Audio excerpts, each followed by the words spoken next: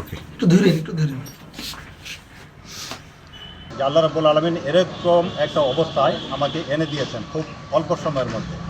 আসলে আগামী 9ই এপ্রিল যে নির্বাচন, এই নির্বাচনটা সারা বাংলাদেশের জন্য একটা ব্যতিক্রম ধর্মের নির্বাচন।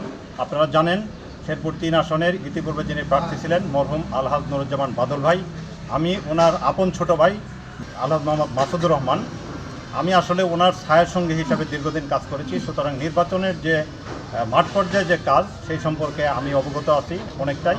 তো আগামী যে নির্বাচন, আমি আশা করছি যে নির্বাচন অত্যন্ত সুষ্ঠু হবে এবং আমি ব্যক্তিগতভাবে আশাবাদী যে বাদল ভাইয়ের যে মাঠ ছিল সেই মাঠটা আমি ইনশাল্লাহ ধরে রাখতে পারবো এবং 100% যে জয় হবে এটা আমি পুরোপুরি আশা করি, আল্লাহ যদি রহম করে।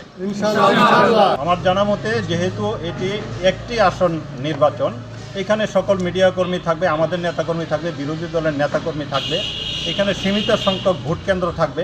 সুতরাং এইখানে কোনো রকম 2 নম্বরই হওয়ার সুযোগ আমি মনে করি না এবং আমি এটা বিশ্বাসও করি না। আমরা আমার বড় ভাই যিনি প্রতিদ্বন্দ্বী আছেন, আমরা দুজনেই প্রতিদ্বন্দ্বিতা করব, যে যত ভোট পাবো আর জনগণ আমাদেরকে ভালোবেসে যাকে যত ভোট দেবে আমরা সেই ভোট নিয়ে সন্তুষ্ট থাকবো ইনশাল্লাহ। একমাত্র স্মার্ট সিটি বসুন্ধরা, আধুনিকতায় এক ধাপ এগিয়ে।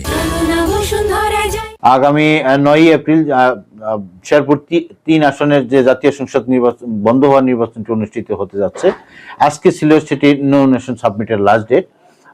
ইতিমধ্যে একজন প্রার্থী নমিনেশন সাবমিট করে গেছেন, ওনার নাম হচ্ছে মাসুদুর রহমান। আমরা আর 15 মিনিট পরে আর কারো নমিনেশন নেওয়া হবে না। আপনারা জানেন যে নমিনেশন সাবমিটের লাস্ট ডেট আজকে এবং 3:30 পর্যন্ত আমাদের গণবিজ্ঞপ্তিতে সেটি প্রকাশ ছিল। অর্থাৎ এই প্রার্থী সহ আমাদের আর যদি কোনো নমিনেশন সাবমিট না করেন মোট প্রার্থী হবেন 5 জন।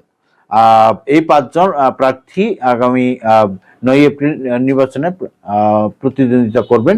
যাচাই বাছাইয়ের কাজ আমরা করব আগামী 5 তারিখ।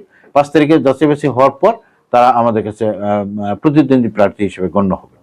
আমরা এই নির্বাচনে আশা করছি প্রত্যেক দলের কাছেই আমাদের আহ্বান যে তারা পর্যাপ্ত ভোটারদেরকে ভোট কেন্দ্রে নিয়ে আসবেন এবং আমরা ভোটারদেরকে এই মেসেজ দিচ্ছি যে আগামী 9 এপ্রিল যে নির্বাচনটি অনুষ্ঠিত হবে সেটি অত্যন্ত নিরপেক্ষভাবে এবং অবাধ নিরপেক্ষ সুষ্ঠুভাবে হবে। কারণ আপনারা জানেন যে বাংলাদেশে মাত্র একই দিনে 2টি নির্বাচন।